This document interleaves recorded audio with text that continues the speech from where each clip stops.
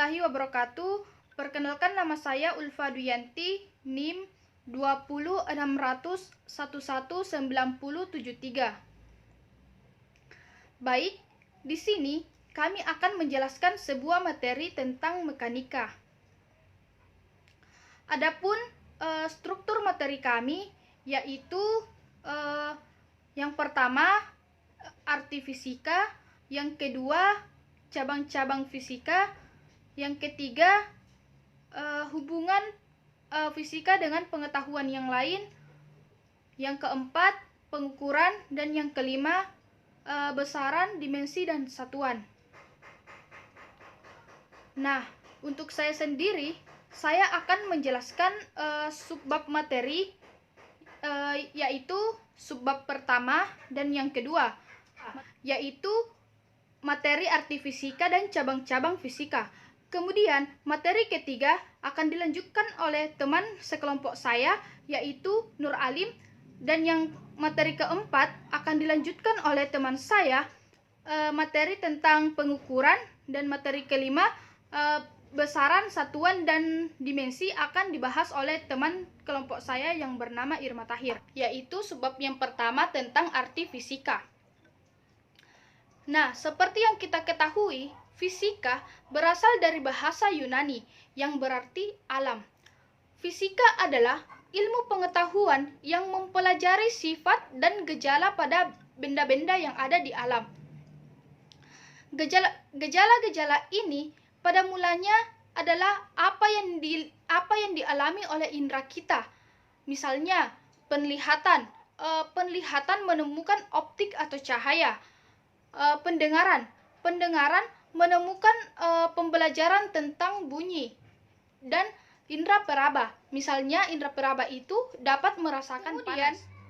Arti fisika juga yaitu di mana pengertian dari fisika adalah suatu bidang ilmu pengetahuan sains yang fokus mempelajari seputar sifat dan fenomena alam serta interaksi di dalamnya, seperti materi, energi, dan perubahan zat, baik yang sifatnya mikropis hingga makropis. Kata fisika sendiri diambil dari kata fisik yang artinya alam. Karena di dalam ilmu fisika, fokus keilmuannya adalah hanya mencakup seluruh hal yang berkaitan dengan alam. Fisika memiliki beberapa tahapan dalam mempelajari fenomena alam yang terjadi, yaitu pengamatan, pengukuran, analisis dari hasil pengukuran, lalu menarik sebuah kesimpulan. Sungguh luar biasa fisika. Kita bisa mengetahui benda-benda yang ada di alam, dan kita bisa juga meneliti, dan bahkan kita bisa mengetahui apa-apa fenomena yang terjadi di alam. Hal tersebut menyebabkan dalam menemukan sebuah penemuan di dalam fisika. Di dalam fisika itu juga membutuhkan waktu yang relatif panjang, namun tentunya dengan hasil yang akurat yang dapat dibuktikan. Adapun ayat yang berhubungan dengan fisika yaitu pada materi kami yaitu tentang besaran atau besaran fisis. Ayat tersebut dalam Al-Quran surah Al-Qamar ayat 49. A'udzu billahi minasy syaithanir rajim. Bismillahirrahmanirrahim. Inna kulla syai'in khalaqnahu biqadar. Artinya, sesungguhnya kami menciptakan segala sesuatu menurut ukuran. Kemudian, adapun surah yang berhubungan dengan materi kami, yaitu surah Al-Furqan ayat 4, ayat kedua.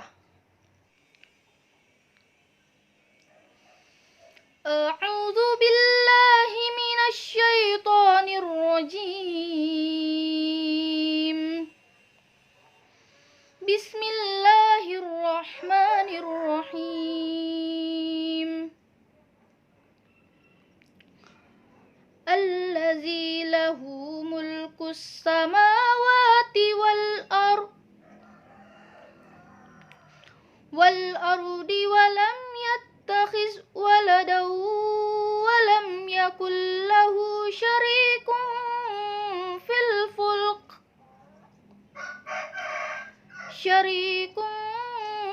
fil fulki wa khalaqa kulla syai'in faqaddarahu taqdira.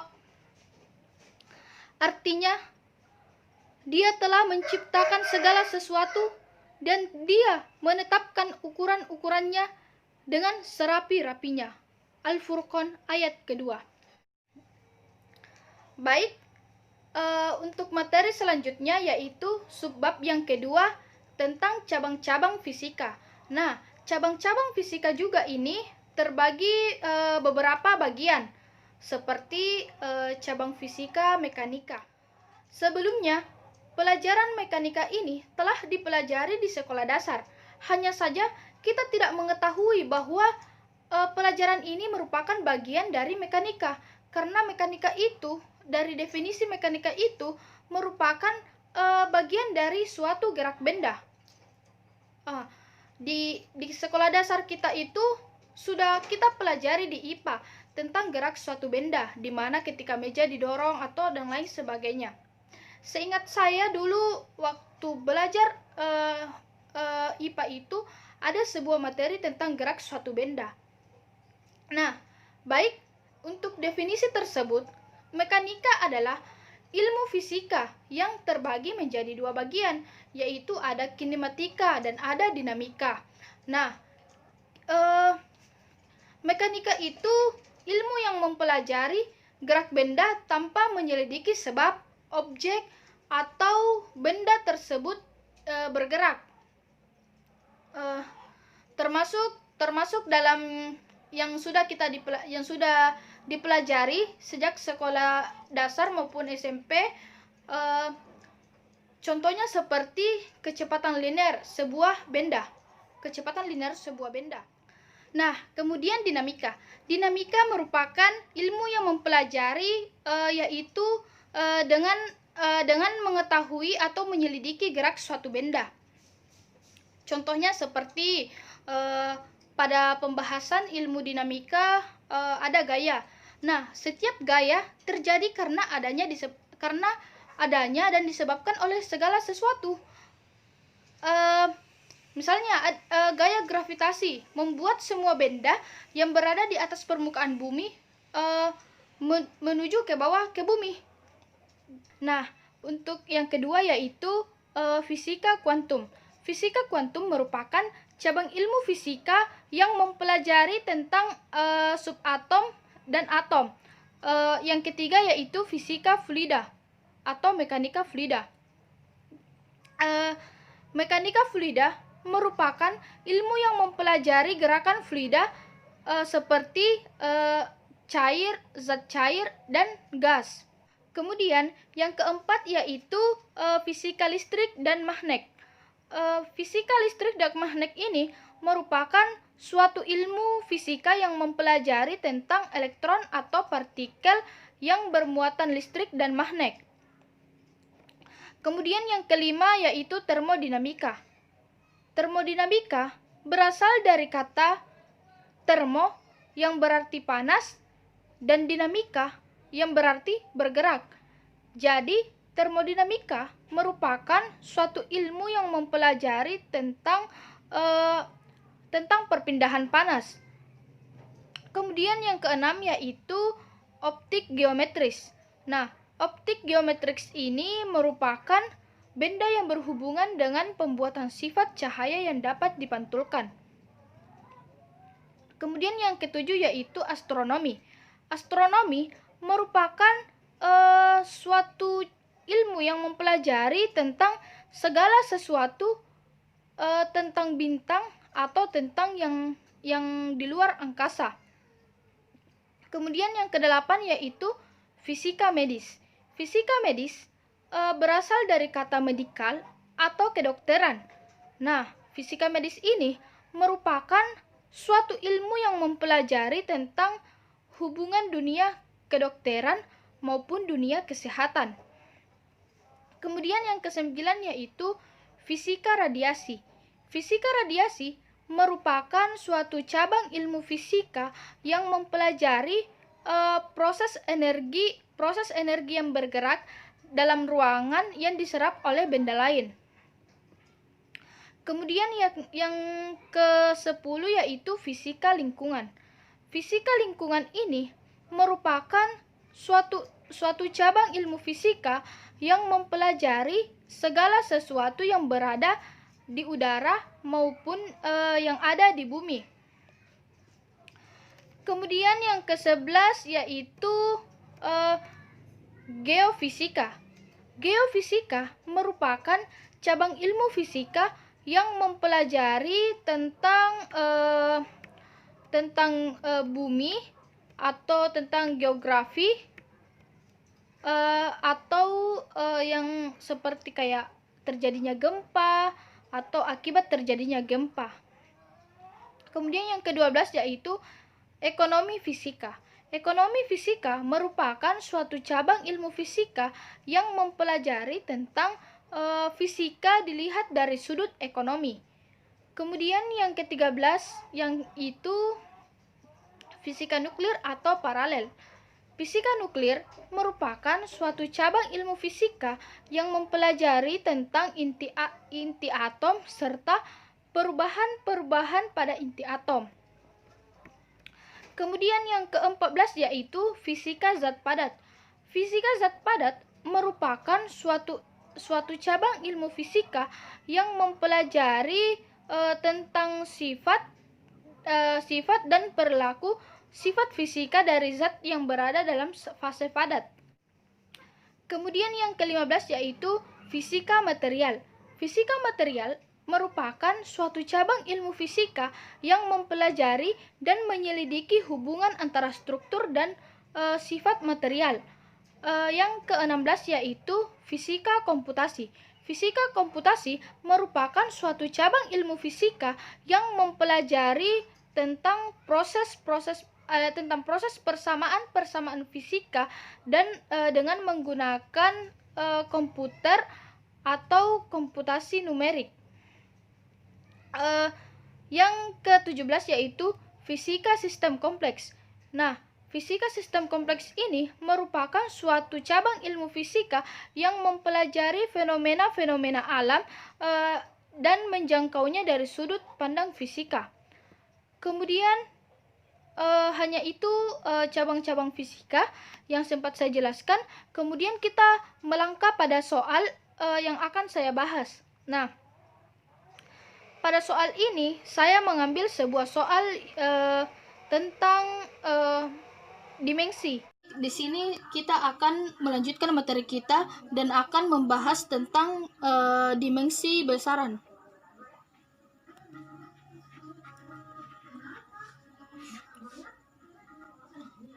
Nah, ada beberapa hal yang harus kita perhatikan pada dimensi besaran, yaitu di mana dimensi adalah cara penulisan besaran menggunakan simbol atau lambang untuk besaran pokok.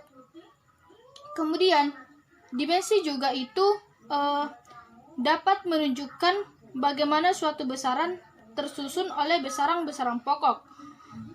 Kita harus mengetahui dimensinya, maka akan terlihat besaran-besaran pokok apa saja yang akan disusun oleh besaran turunan tersebut. Kemudian dengan dimensi kita bisa juga menggunakan atau bisa meneliti atau bisa mengetahui kebenaran suatu rumus atau persamaan dengan mengetahui dimensinya. Kemudian juga dimensi bisa menunjukkan kesetaraan dari besaran. Jadi kalau ada besaran yang memiliki dimensi yang sama, maka besaran tersebut dari besaran tersebut dimensinya bisa kelihatan. Nah, itu beberapa hal yang perlu kita ketahui lebih awal untuk lebih lanjut pada materi dimensi. Kemudian kita masuk kepada contoh soal dari dimensi yang termasuk saja dari besaran pokok, yaitu panjang, waktu, massa, suhu, arus listrik,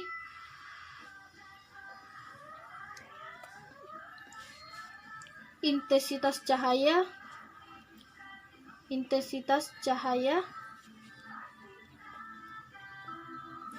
dan jumlah zat.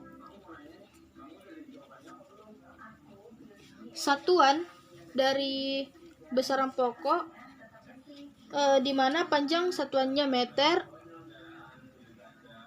waktu satuannya sekon, massa satuannya kilogram, suhu satuannya Kelvin, dan arus listrik satuannya ampere. Kemudian intensitas cahaya satuannya kandela, dan jumlah zat satuannya mol. Kemudian lambang satuan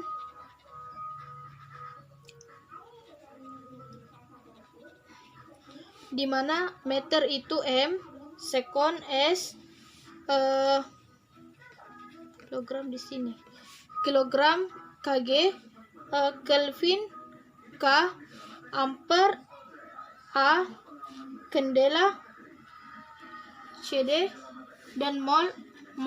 Dimensinya di mana M itu dimensinya L, S dimensinya T, dan kilogram dimensinya M, Kelvin dimensinya theta, dan ampere dimensinya I, dan kandela dimensinya J, dan mol dimensinya N. Oke, baik, kita masuk ke contoh persamaan dimensi besaran turunan. Nah, sebelumnya seperti misalkan luas, kita harus menentukan dimensinya. Luas itu A, di mana satuannya yaitu M. Kemudian dimensinya adalah L. Kemudian volume satuannya yaitu meter pangkat 3, dan satuannya yaitu L pangkat 3. Massa jenis yaitu P sama dengan kilogram per M pangkat 3, atau dapat kita tuliskan di sini M per L pangkat 3, atau sama dengan M L pangkat min 3. Soal yang akan saya bahas tentang dimensi. Soalnya yaitu besaran yang dimensinya M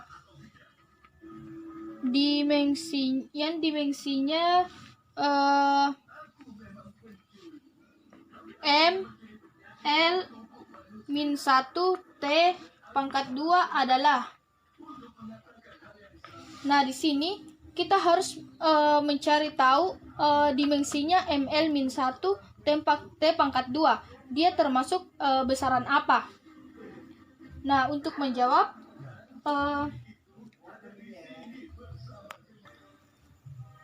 untuk membahas jawab, misalnya diketahui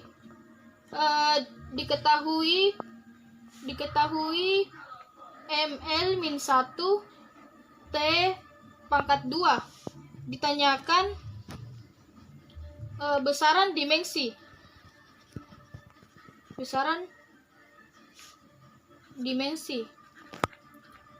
Apakah dia termasuk besaran apa? Tanyakan. Nah, penyelesaian.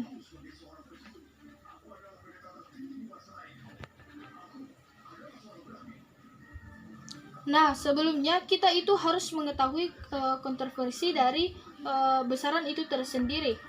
Misalnya, M sama dengan kilogram, L min 1 itu meter,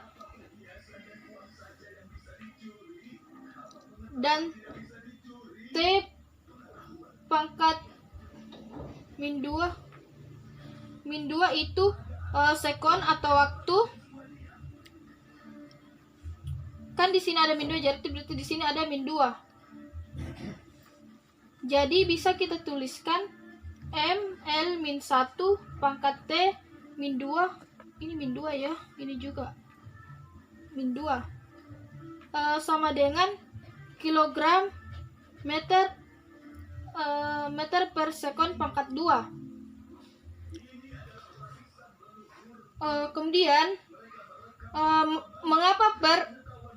Karena dia pangkat minus, jadi dia pakai per. Jadi besaran yang memiliki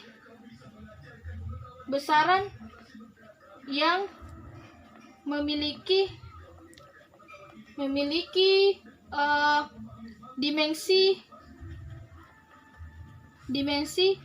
ml min 1 T pangkat min 2 adalah tekanan. Jadi besaran yang dimensinya ml min 1 T pangkat min 2 adalah tekanan. Kemudian untuk materi selanjutnya akan dilanjutkan oleh teman saya Nur Alim dengan materi hubungan fisika dengan pengetahuan yang lain. Baik, mungkin itu saja yang sempat saya jelaskan. Kurang dan lebihnya mohon dimaafkan. Wassalamualaikum warahmatullahi wabarakatuh.